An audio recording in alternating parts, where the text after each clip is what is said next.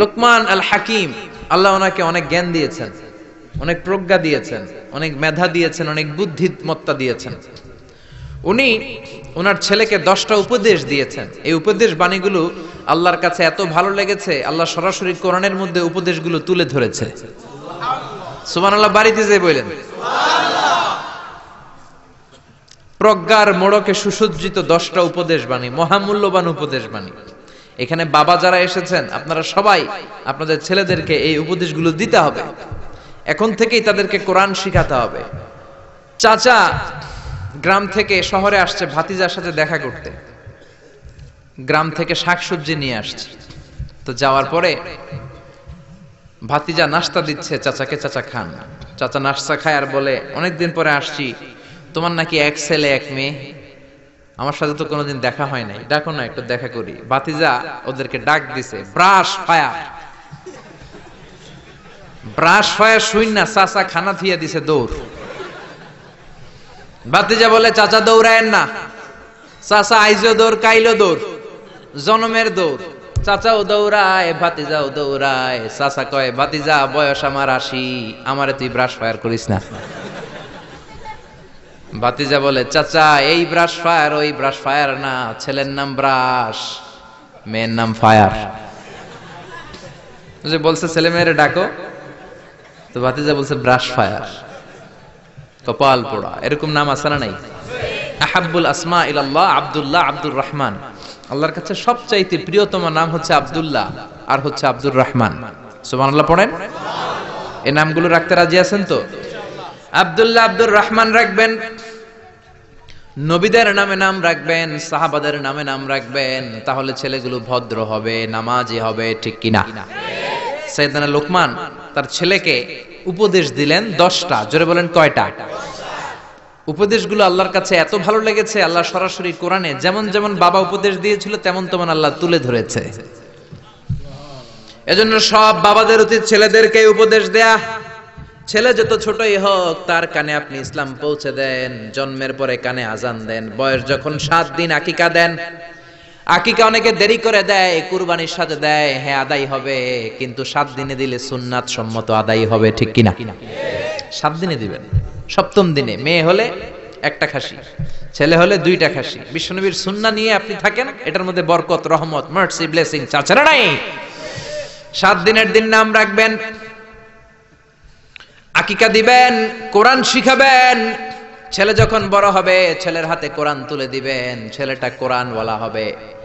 আর যদি ছেলের হাতের মধ্যে গানের বাদ্যযন্ত্র তুলে দেন, গানকে ভালোবাসবে। আমার বাবার মুখে প্রথম যেদিন শুনেছিলাম গান, সেদিন থেকে গানি জীবন, গানি আমার প্রাণ। আমার মায়ের আদেশ বাবার মতো গাইতে হবে গান, সেদিন থেকে গানি জীবন, গানি আমার প্রাণ। তো গান জীবন প্রাণ তো হইবই। গান শিখাইছেন, কোরআন শিখান নাই, কপাল পোড়া। গান না শিখায়া ছেলেটারে যদি কোরআন শিখাতেন, ছেলেটা বলতো বাবার মুখে প্রথম যেদিন শুনেছি কোরআন, সেদিন থেকে কোরআনি জীবন, কোরআনি আমার প্রাণ, ঠিক কি না? এজন্য জীবনটা শুরু করবেন কোরআন দিয়ে, জীবন শুরু করবেন ইসলাম দিয়ে, তখনই ছেলেগুলো ভদ্র হবে। ছোট্ট অবস্থায় ইসলাম শিখান, ছোট্ট অবস্থায় নামাজ শিখান, নামাজি হবে, বড় হলে হবে না। এবার সাইয়েদনা লোকমান ছেলেরে দাওয়াত দিবেন, ছেলেরে উপদেশ দিবেন। শুনতেছেন? আল্লাহ বলেন, ওয়া ইয ক্বালা লুকমানু লিবনিহি ওয়া হুয়া ইয়াইদুহু ইয়া বুনাইয়া লা তুশরিক বিল্লাহ ইন্নাশ শিরকা লাযুলমুন আযীম। শুরু করলেন উপদেশ। ও নবী, স্মরণ করুন ওই সময়ের কথা যখন লোকমান তার ছেলেকে উপদেশ দিচ্ছে। এজন্য ছেলেরে নসিহত করবেন, উপদেশ দিবেন। বিবিকে নসিহত করবেন। কোরআনে আল্লাহ বলেছে, ফাইদুহুন্না, বিবিরে ওয়াজ করো। আমরা ওয়াজ করতে চাই না, ফ্যামিলি মিটিং নাই, ছেলেদেরকে আমরা কিছু বলি না, ছেলেদেরকে উপদেশ দিবেন। লোকমান বলল, ইয়া বুনাইয়া, ও আমার বাজান, ও আমার কলিজার টুকরা সন্তান। আদর করে বলবেন, ধমক দিবেন, এই হারামজাদা, গোলামের পোলা গোলাম, নামাজ পড়স না, আজকে তোর একদিন কি আমার একদিন। পোলাই কেবল ঠিক আছে, আজকে আমনের একদিন আর একদিন আমার, ঠিক কিনা? কাজ হবে না। নরম ভাষায় দরদ নিয়ে বলবেন। হৃদয় নিংড়ানো দরদ নিয়ে কোনো কথা বললে ওই কথাটা আরেকজনের হৃদয় স্পর্শ করে, ঠিক কিনা? এজন্য দাওয়াতের ভাষা হতে হবে খুব হৃদয় স্পর্শী, নসিহত হতে হবে খুব কোমল ভাষার। অনেকে নসিহত করে মনে হয় যে আমার কি লাইবে এখন, আছে না নাই? এটা তো নসিহত না, এটা ঝগড়া। বাবা ছেলেরা ডাক দিল, ইয়া বুনাইয়া, ও আমার বাজান, ও আমার কলিজার টুকরা, ও আমার বৎস, ও আমার সন্তান, ও আমার কলিজার টুকরা, এরকম দরদ মাখা কণ্ঠে, ও আমার বাজান, ও আমার সন্তান, এভাবে ডাক দিবেন। কলিজার টুকরা সন্তান বলে প্রথম উপদেশ দিচ্ছেন, লা তুশরিক বিল্লাহি ইন্নাশ শিরকা লাযুলমুন আযীম। ও আমার কলিজার টুকরা সন্তান, শিরক করো না। কি করো না? সবাই বলেন, কি করো না? শিরক করো না, কারণ ইন্নাশ শিরকা লাযুলমুন আযীম, শিরক হলো বড় জুলুম। কারণ এই জুলুমটা কোনো মানুষের উপর জুলুম নয়, জুলুমটা কার উপর? যে আল্লাহ রিজিক দেয়, আল্লাহর না মাইনা আরেকজনরে মানেন, আপনি মুমিন না মুশরিক? যে আল্লাহ আপনার স্রষ্টা, তার ইবাদত না করে আরেকজনের ইবাদত করেন, আপনি মুমিন না মুশরিক? এজন্য বললেন লা তুশরিক বিল্লাহ, শিরক করো না। খেয়াল করবেন, সবচেয়ে জরুরি জিনিস আগে বলতে হয়, এই জিনিসটা অনেক জরুরি। শিরক কিন্তু অনেক ভয়ঙ্কর। শিরক হচ্ছে ভয়ঙ্কর ঈমান বিধ্বংসী মারণাস্ত্র। এই শিরক যদি আপনি করে ফেলেন, আপনার সব শেষ। এজন্য প্রথমে শিরকের কথা বললেন। শিরক হলো ঈমান বিধ্বংসী মারণাস্ত্র, এইডস এর চেয়েও ভয়ঙ্কর, ক্যান্সারের চেয়েও ভয়ঙ্কর। ক্যান্সারের অ্যানসার আছে, শিরকের কোনো অ্যানসার নাই, ঠিক কিনা? বিশ্বনবী বলেন, আখফা মিন দাবিবিন নামাল, পিঁপড়ার চেয়েও গুটি গুটি পায়ে তোমার দেহের ভেতরে শিরক নামক ভাইরাস ঢুকে তোমার ঈমানকে সারখার করে দিবে, ঠিক কিনা? এজন্য কখনোই কোনোভাবে শিরক করা যাবে। আমরা যখন নামাজে দাঁড়াই, আল্লাহ বলে নামাজ পড়ে পড়িস, আগে বল শিরক করস কিনা। আমরা বলি ওয়াজ্জাহাতু ওয়াজহিয়া লিল্লাযী ফাতারাস সামাওয়াতি ওয়াল আরদা হানিফাও ওয়া মা আনা মিনাল মুশরিকিন। আমরা বলি, ও আল্লাহ, ওয়া মা আনা মিনাল মুশরিকিন, আমরা শিরক করি। আবার যখন আমরা হজ করতে যাই, ইজার পরে, রিদা পরে হজের জন্য যাই, আল্লাহ বলে হজ পরে করিস, আগে বল শিরক করস কিনা। আমরা বলি লাব্বাইক আল্লাহুম্মা লাব্বাইক, লাব্বাইক লা শারীকা লাক লাব্বাইক, ও আল্লাহ, কোনো শরীক করি না, কোনো শিরক করি না, কোন সুবহানাল্লাহ। এজন্য আল্লাহ বললেন, ইন্নাল্লাহা লা ইয়াগফিরু আন ইউশরাকা বিহি ওয়া ইয়াগফিরু মা দুনা যালিকা লিমান ইয়াশা। আল্লাহ চাইলে সব গুনাহ ক্ষমা করে দিতে পারেন, শুধু শিরকের গুনাহ ছাড়া। কোন গুনাহ ছাড়া? আরো জোরে বলেন। আল্লাহ সব গুনাহ মাফ করেন, কিন্তু শিরকের গুনাহ মাফ করেন।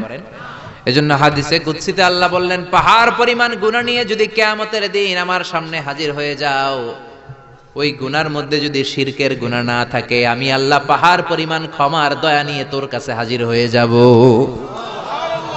পাহাড় পরিমাণ গুনাহ, এই গুনার ভিতরে শিরকের গুনাহ নাই, তাহলে পাহাড় পরিমাণ ক্ষমা নিয়ে আমাদের কাছে হাজির হয়ে যাবে কে? এজন্য আল্লাহ ফরমান, লা ইন আশরাকতা লা ইয়াহবাতান্না আমালুকা ওয়া লা তাকুনান্না মিনাল খাসিরিন। যদি কোনো ক্রমে শিরক করে ফেলো, তোমার সব আমলগুলো বাতিল করে দিবে কে? আল্লাহ। এজন্য শিরক করা যাবে? শিরক মানে আল্লাহর সমকক্ষ কাউরে মনে করা, আল্লাহর অংশীদার স্থাপন করা, আল্লাহর নামে কাউরে ডাকা, আল্লাহর মতো কাউরে ক্ষমতাবান মনে করা, এটা হচ্ছে শিরক। বুঝতে পেরেছেন? এজন্য প্রথমে ছেলেরা বললেন, লা তুশরিক বিল্লাহ, আল্লাহর সাথে শিরক করবা না। শিরক হলো বড় অপরাধ, শিরক হলো মহা পাপ, সব পাপের বাপ। এটা হচ্ছে শিরক। এটা কি? শিরক করা যাবে? শিরক তিন ধরনের। কথাগুলো কঠিন, সহজে বুঝালে বুঝবেন। সহজ করে কইতে আমায় কহজে, সহজ করে যায় না কওয়া সহজে। সহজ করে বুঝাচ্ছি, কিন্তু মনোযোগ দিয়ে শুনতে হবে। শুনতেছেন তো? তিন প্রকার। প্রথমে শিরক দুই প্রকার, শিরকে আকবার, শিরকে আসগার। শিরকে আকবার মানে বড় শিরক, এই শিরক করলে আপনি মুশরিক।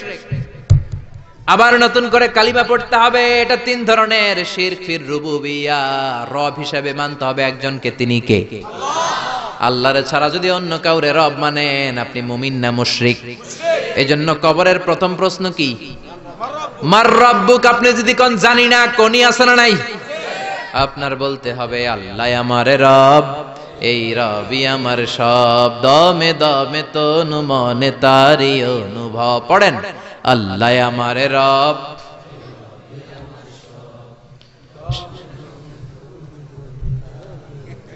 আর শিরকু ফির রুবুবিয়াহ, রবের নামে যদি শিরক করেন, ফেরাউন বলেছিল আনা রব্বুকুমুল আ'লা, আমি বড় রব, আমি বড় খোদা। আল্লাহ কয় তুই হুদা।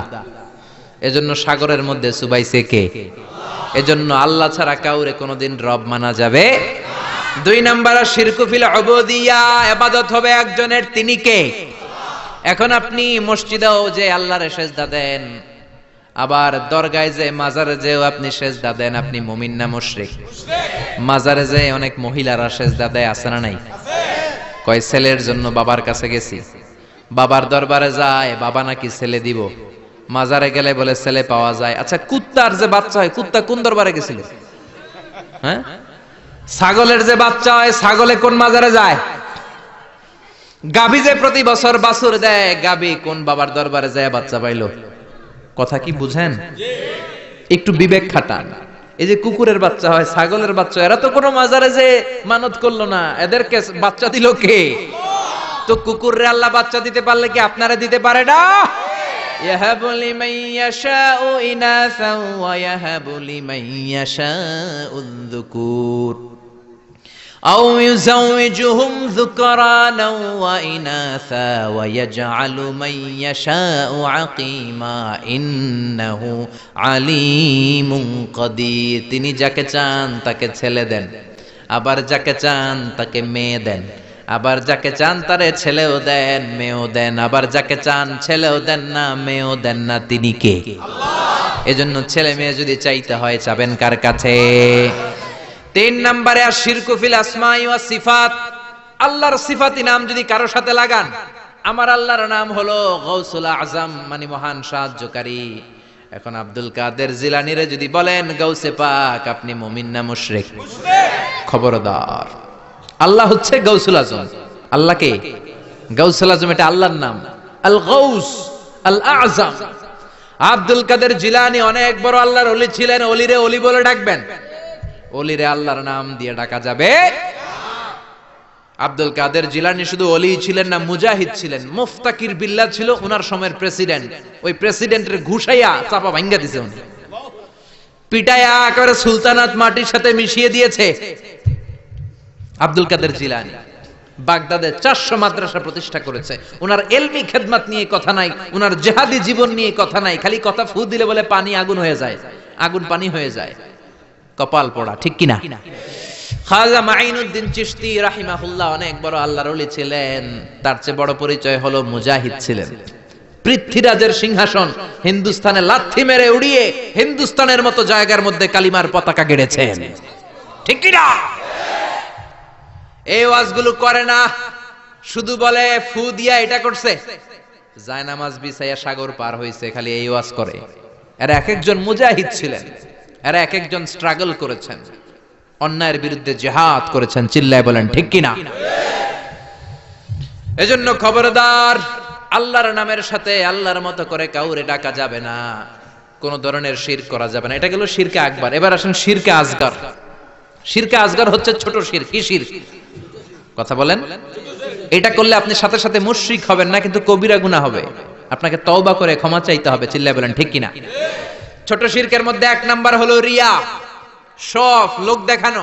নামাজ পড়তে হবে একজনের জন্য, তিনি কে? আল্লাহ। এখন যদি আপনি লোক দেখানো নামাজ পড়েন, আপনি শিরক করে ফেললেন। বিষ্ণু বলেন, আমি আমার মৃত্যুর পরে তোমাদের ব্যাপারে সবচেয়ে যেই জিনিসটার আমি নবী ভয় পাই, সেটা হলো আর রিয়া, ছোট শিরক। মানুষ লোক দেখানোর জন্য কাজ করে। হজ করেছে, নামের আগে হাজি না লেখলে উনি সাইতে ওড়ে, আছে না নাই? তো আপনি হজ করছেন কি আলহাজ লাগানোর জন্য? তো আপনি তো নামাজও পড়েন, নামের আগে মুসল্লি লাগান না কেন? আপনার নাম হবে আল মুসল্লি, আস-সাইম, আল মুজাক্কি, আল হাজ কুতুবউদ্দিন। কারণ আপনি নামাজ পড়েন, আপনি যাকাত দেন, আপনি রোজা রাখেন। শুধু হজটা লাগান কেন? কপাল পোড়া। হজ করেছেন আল্লাহর জন্য, খবরদার কোনোদিন নামের আগে আল হাজ লাগাবেন না। লাগাবেন? হজ করেছেন কারে দেখাইতে? কার খুশির জন্য? তো আপনি যে হজ করছেন, আপনি যে নামাজ পড়েন, আপনি যে তাহাজ্জুদে উঠে কাঁদেন, এটা নামের আগে লাগান কেন? আমলগুলো বাতিল হয়ে যাবে। রিয়া সব শেষ করে দেয়। জাহান্নামের অতল গহ্বরে একটা জায়গা আছে, ওই জায়গাটার আগুনের এত তেজ, খোদ জাহান্নাম ওই জায়গা থেকে 70 বার দিনে পানা চায়। সাহাবারা বললেন ওই জায়গায় কারা যাবে? বিশ্বনবী বললেন যারা লোক দেখানো আমল করবে তারা যাবে। এজন্য রিয়া করা যাবে? কয়টা বলবো? শিরকুল আসগার অনেক। তারপরে আছে আল হালাফ বিগাইরি ইসমিল্লাহ, আল্লাহ ছাড়া অন্য কারো নামে কিরা কাটা। আমাদের দেশে এগুলো আছে না নাই? কয় মাথার কসম, টুপির কসম, বিদ্যার কসম, মায়ের দুধের কসম, মসজিদের কসম, কোরআনের কসম, কোন কিছুর নামে কসম কাটা যাবে না একজনের নাম ছাড়া। তিনি কে? মান কানা হালিফান বিল্লাহ লা মুহালাতা, যদি আপনার কসম কাটতেই হয় কোন কাজে একজনের নামে কাটবেন, তিনি কে? আপনি বলবেন আল্লাহর কসম। আবার বারবার যারা কসম কাটে তাদের মধ্যে নেফাকি আছে। বারবার নয়, কোন একটা বিষয়কে এমফাসাইজ করার জন্য, গুরুত্ব বোঝানোর জন্য অনেক সময় কসম কাটা লাগে না?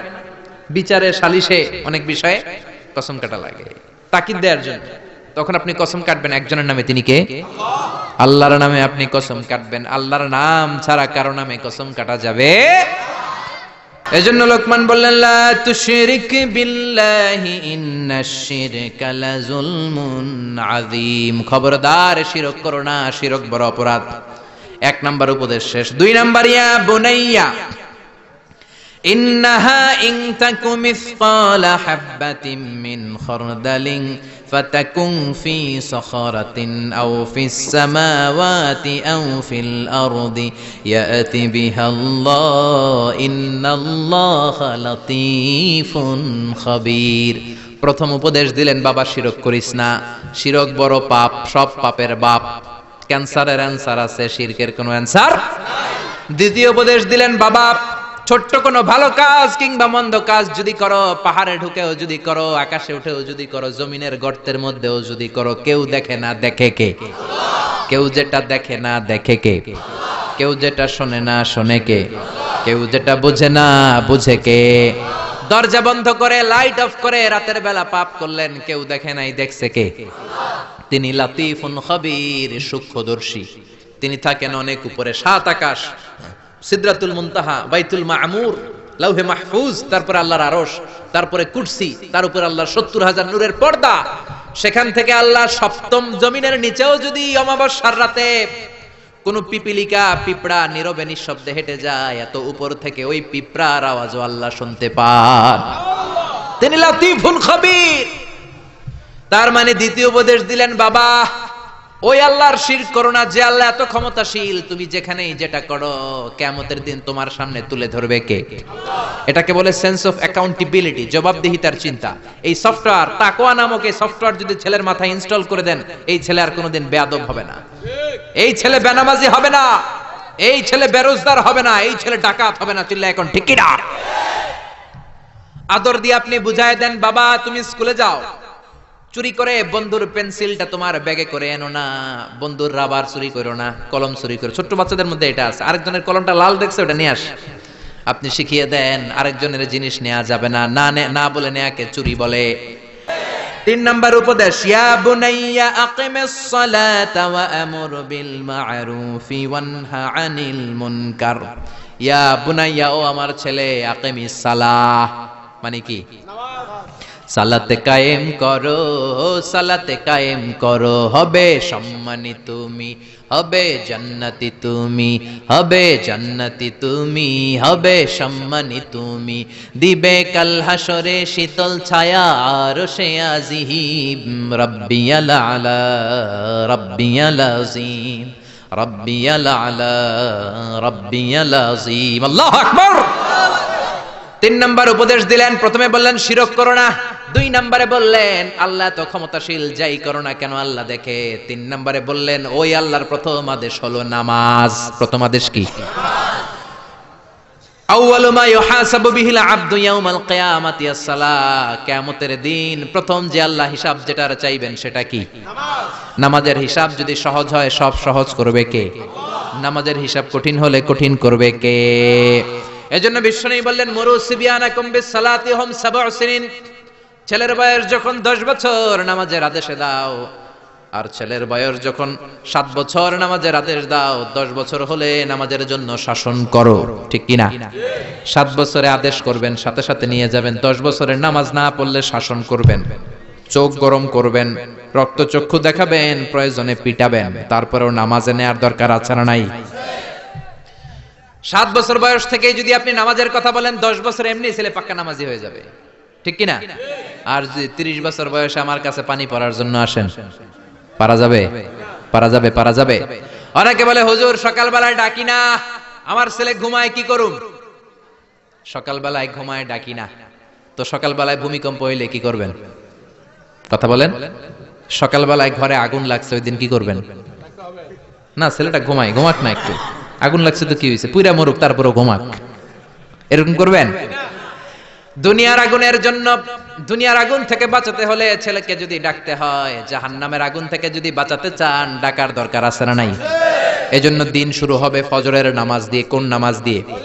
জোরে বলেন। বাবা যারা আছেন নামাজের দাওয়াত দিবেন। এরপরে 4 নম্বরে বললেন ওয়া'মুরু বিল মা'রুফ, ভালো কাজের আদেশ দাও। 5 নম্বরে বললেন ওয়ানহা আনিল মুনকার, খারাপ কাজের নিষেধ করো। ভালো কাজের আদেশ, খারাপ কাজের নিষেধ, এগুলো করো। কুনতুম খায়রা উম্মাতিন উখরিজাত লিন-নাসি তা'মুরুনা বিল মা'রুফি ওয়া তানহাউনা আনিল মুনকার। ভালো কাজের আদেশ দাও, মন্দ কাজের নিষেধ। বাচ্চাদেরকে এগুলো শিখাবেন, এখন থেকে এগুলো শিখে বড় হতে হবে। আপনি একা নামাজ পড়লে হবে না, আশেপাশের বন্ধু বান্ধবদেরকে নিয়েও মসজিদে যাওয়ার দরকার আছে না নাই? একা পাপ থেকে বাঁচলে হবে না, সমাজটারও পাপ থেকে বাঁচানোর দরকার আছে না নাই? আপনি যদি বলেন আমি তো নামাজ পড়ি, হেরা না পড়লে আমার কি, আমি পাপ করি না, ওদেরকে আমি বাধা দিব না, আমার কি? আযাব আর গজব আসলে আপনিও বাঁচবেন না, আপনি সবার আগে ভুগবেন, ঠিক কি না? লঞ্চের 2য় তলায় কিছু ভালো মানুষ ঘুমায়, লঞ্চের নিচের তলায় কিছু লোক লঞ্চের তলা ছিদ্র করতে আরম্ভ করছে। আচ্ছা, লঞ্চের তলা যদি ছিদ্র কেউ করে কি হয়? পানি ঢুকে, লঞ্চ ডুবে যায়। এখন 2য় তলার লোকেরা যদি ভাবে আমরা তো আরামেই আছি, আমাদের ওদেরকে ঠেকানোর দরকার নাই, লঞ্চ কি থাকবে না যাবে? এজন্য উপরের তলায় যারা ঘুমায় তাদের দায়িত্ব, যারা নিচের তলায় ছিদ্র করে ওদেরকে বাধা দেয়া, ঠিক কি না? যদি বাধা না দেয়, নিচের তলার লোকেরা যেমনি শেষ, উপরের লোকেরাও শেষ। নামাজিরা আপনারা যদি আশেপাশের লোকদেরকে নামাজের দাওয়াত না দেন, ভূমিকম্প আসলে শুধু ওই জালেমরা মরবে না, আপনারা আলেমরাও মরবেন, কোন ঠিক কি না? জালেমও মরবে, আলেমও মরবে।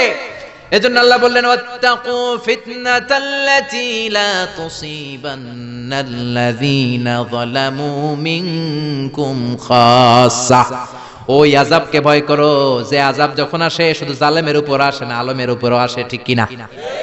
মুসা আলাইহিস সালাম আল্লাহরে বললেন, আল্লাহ তুমি এলাকায় যখন ভূমিকম্প দাও, আযাব দাও, শুধু জালেমদের উপরে দাও না, আলেমদেরকেও মেরে ফেলো, শুধু পাপীদেরকে মারো না, ভালো মানুষদেরকেও তো মেরে ফেলো, কারণটা কি? আচ্ছা, বাংলাদেশে যে যখন বন্যা হয় শুধু হিন্দুরা মরে, শুধু কাফেররা মরে? মুসলমান আল্লাহর ওলিরাও তো মরে, যেরকম, ঠিক কিনা? সাইয়েদনা মুসা আলাইহিস সালাম বললেন, আল্লাহ আযাব আর গজব দিলে শুধু খারাপ মানুষদেরকে মারো না কেন, ভালোদেরকেও মারো কেন? আল্লাহ বললেন, প্রশ্নের উত্তর আমি দিব না, তুমি নিজে পেয়ে যাবা। মুসা আলাইহিস সালাম হাঁটতে শুরু করলেন, শুনতেছেন নাকি ঝিমানি ধরছে? হাঁটতে হাঁটতে বিশ্রামের জন্য এক গাছের নিচে বসলেন, বসে ঘুমায় গেলেন। ওই গাছের নিচে ছিল 20 পিঁপড়ার বাসা। 3টা পিঁপড়ে এসে মুসা নবীর পায়ে কামড়াতে শুরু করলেন। 20 পিঁপড়ার কামড়ানির চোটে নবী মুসার ঘুমাতে পারে না, উঠে গেছে ব্যথায়। এই নবীর মেজাজ কি গরম না নরম? মেজাজের চোটে ঘুম থেকে উঠে পা দিয়ে পিষে পিষে পুরো বাসাটারে নাস্তানাবুদ করে দিলেন। পুরা পিঁপড়ার বাসা সে সবগুলা পিঁপড়া পা দিয়ে পিষে পিষে মারলেন। আল্লাহ ডেকে বললেন, ও মুসা, কামড় দিছিল কয়টা পিঁপড়া? সব ডেরে মারলা কেন? সবগুলারে শেষ করলা কেন? আল্লাহ ডেকে বলে, মুসা আযাব আর গজব যখন আমি দেই বেছে বেছে দিতে পারি না, দিলে একসাথে সবাই রে দেই, ঠিক কি না? এজন্য নামাজ একা পড়লে হবে না, সবাইরে নামাজের দাওয়াত দেওয়ার দরকার আছে না নাই? এরপর আল্লাহ বললেন ওয়াসবির, সবর করো। লোকমান তার ছেলেকে বললেন সবর করো আলা মা আসাবাক। ছেলে যদি নামাজি হয়, ভালো কাজের আদেশ দেয়, খারাপ কাজের নিষেধ করে, ওই ছেলের উপর আযাব আর শাস্তি আছে না নাই? আপনি নামাজি হবেন, আপনি সৎ কাজের আদেশ দিবেন, অসৎ কাজের বাধা দিবেন, আপনার উপর জুলুম আসবে না, ধমকি আসবে না, বাতিলের তীর আপনার গায়ে আসবে না, এটা তো হতে পারে না। জোরে কোন ঠিক কিনা? বাস্তব ইসলামের পথে যদি থাকেন আপনার উপর আযাব আসবে, আপনার উপর শাস্তি আসবে। এই কাগজের মধ্যে যদি কলম দিয়ে পানি লেখেন এই কাগজটা ভিজবে না, এটার মধ্যে যদি আগুন লেখেন কাগজটা পুড়বে না, কিন্তু বাস্তব আগুন যদি ধরিয়ে দেন পুড়তে দেরি হবে। বাস্তব ইসলামের পক্ষে যদি থাকেন আযাব আসতে দেরি হবে না। হকের কথা যদি বাস্তবিক ভাবে সমাজের মধ্যে ছড়িয়ে দেন বাতিলের তীর আপনার দিকেই ছুটে ছুটে আসবে। ঠিক কিনা? ছেলেরা সান্ত্বনা দিলেন, ফাসবির, বাবা ধৈর্য ধারণ করো, বিপদে ধৈর্য ধরবা। এরপরে বললেন ওয়ালা তুসাইর খাদ্দাকা লিন্নাস, মানুষ থেকে মুখ ফিরায় নিও না। এবার ছেলেরা সামাজিক হওয়ার উপদেশ দিচ্ছেন। আমাদের ছেলেমেয়েরা অনেক সময় অসামাজিক হয়, আনসোশাল। সাইয়েদনা লোকমান হাকিম মানুষ তো, ছেলেরা বললেন অসামাজিক হয়ো না। কিছু লোক আছে সারা বছর গোমরা মুখ করে রাখে, একটাও হাসি দেন, এরকম আছে না নাই? বাংলা পাসের মতো এরকম করে রাখে মুখটা। বিশ্বনবী কাউরে দেখলে হাসি দিতেন, আগে আগে মানুষের সাথে মিশতেন, সালাম দিতেন আর হাত বাড়িয়ে মুসাফা করতেন। সুবহানাল্লাহ। ছেলেরা শিখালেন মানুষের দিক থেকে মুখ ফিরিয়ে নিও না, মানুষের সাথে মেলামেশা করো। তারপরে বললেন ওয়ালা তামশি ফিল আরদি মারাহা। 7 নম্বরে বললেন অহংকার করো না, অহংকার করে তুমি কিচ্ছু করতে পারবা। অহংকার পতনের মূল। এক একটা অনেক লম্বা আলোচনা, আমি শেষ করে দিচ্ছি। সব শেষে আল্লাহ বলেন ওয়াকসিদ ফি মাশিকা ওয়াগদুদ মিন সাউতিকা ইন্না আনকারাল আসওয়াতি লাসাউতুল হামির। ওয়াকসিদ ফি মাশিক, চলার সময় শালীনভাবে চলো, ভদ্রভাবে চলো। যুবক ছেলেরা 5টা 7টা ছেলে একসাথে বের হলে কাউরে আর চোখে পড়ে না, রক্ত গরম মনে করে ওর বাবার রাস্তা। এরকম বেয়াদব ডাকাইত আছে না নাই? আজকে মুরব্বী যারা তারাও তোমাদের মতো এরকম গরম রক্তওয়ালা ছিল, তাগড়া যুবক ছিল, তারা রাস্তায় দৌড় দিলে লোকজন তাকিয়ে থাকতো। ঠিক কি না? বয়সের ভারে তারা নুজ্জ হয়েছে, তোমরাও একদিন বুড়া হয়ে যাবা। এই জন্য ছেলেরে বুঝালেন বাবা অহংকার করো না, রাস্তা দিয়ে হাঁটার সময় ভদ্র হয়ে হাঁটো। আর ওয়াগদুদ মিন সাউতিক, উচ্চবাচ্য করো না। অনেকে আছে বড় গলায় কথা বলে, উচ্চ গলায় কথা বলে, ওইখান থেকে বলতেছে এখান থেকে শোনা যায়, এরকম আছে না নাই? ছেলেরে শালীনতা শিখালেন। ছেলেগুলো এগুলো শিখাইতে হবে তো। মুরগির পেট থেকে বেরোলে এটা মুরগির বাচ্চা, ছাগলের পেট থেকে বেরোলে এটা ছাগলের বাচ্চা, মানুষের পেট থেকে বেরোলেই ওটা মানুষের বাচ্চা না, মানুষ না, ওটার মানুষ বানাইতে হবে। ঠিক কি না? এই জন্য বাবা ছেলেরা শিখাবেন ভদ্রভাবে রাস্তায় হাঁটো। গাড়িতে সিট পেয়েছো, 80 বছরের মুরব্বী সিট পায় নাই, তুমি যুবক মানুষ দাঁড়িয়ে যাও, মুরব্বী বাজারে বসতে দাও। ওই মুরব্বীর দোয়াতে তুমি আল্লাহর ওলি হয়ে যাবা। ঠিক কি না? ওয়াগদুদ মিন সাউতিক, কণ্ঠটারে নিচু করো, মোলায়েম ভাষায় কথা বলো। ইন্না আনকারাল আসওয়াতি লাসাউতুল হামির, যারা বড় গলায় কথা বলে আল্লাহ তাদের গলাকে গাধার গলার সাথে তুলনা করেছে। এজন্য যত বাবা যারা এসেছেন ছেলেদেরকে উপদেশগুলো দিতে রাজি আছেন তো? ছেলেদেরকে কোরআন শিখাইবেন না গান শিখাইবেন? নাকি গান শিখাইবেন? গান শিখান, হ্যাঁ? কোরআন শিখাইবেন তো? মনে থাকবে, মনে থাকবে। শিরকের ব্যাপারে সচেতন করবেন, সালাতের ব্যাপারে আদেশ করবেন, মেয়েদেরকে হিজাব পড়াবেন, আল্লাহর পরিচয়টা সবার আগে দিয়ে দিবেন। ভালো কাজের আদেশ যেন দেয়, নিজেও করে, অন্যরাও বলে, অন্যায় দেখলে যেন বাধা দেয়, শিখাইয়া দিবেন। মানুষের সাথে যেন মেলামেশা করে, ছেলে যেন সামাজিক হয়, অসামাজিক যেন না হয়। ভদ্র আচরণ করে, মোলায়েম কণ্ঠে কথা বলে, মুরব্বীদের সালাম দেয়। এই 10টা আইনার উপদেশমালা যদি কোনো ছেলে মেনে চলে, ওই ছেলেটারে ওলিদের শিরোমণি বানিয়ে দিবে কে? বাবা যারা এসেছেন ছেলেদেরকে উপদেশগুলো দিবেন তো? আল্লাহ তাআলা আমাদের সবাইকে কথাগুলো বুঝার ও আমল করার তৌফিক দান করুন।